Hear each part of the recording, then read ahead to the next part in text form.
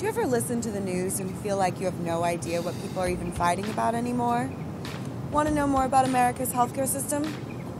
Let's talk about it. In a single-payer healthcare system, one entity pays for everyone's health insurance.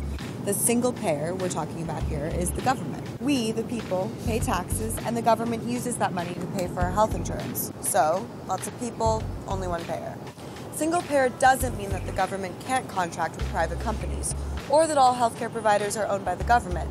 But it means that the government, instead of private companies, is your insurer. And if you're a resident, you're covered, regardless of health status, employment, or income. Right now in the United States, we have a multi-payer system. You've probably heard about it. It's kind of a mess. We pay a mix of private and public entities for health insurance, like how you might pay through your employer, who takes money out of your paycheck to pay a health insurance company. Or maybe you enrolled in government health care through the Affordable Care Act. On top of all that, we still pay deductibles, premiums, and co-pays out of pocket. If this sounds confusing, it is. Nearly 30 million Americans don't have health insurance at all. And it's expensive. Those of us who do have it spend about twice as much for health insurance in America as people do in any other developed country. You might have heard about Medicare for All. That's a single-payer bill that would enroll us all in an upgraded version of our current Medicare system. Bernie Sanders says it will save $2 trillion over a 10-year period, and it proposes that costs for everyone will go down, including for hospitals and doctors' offices.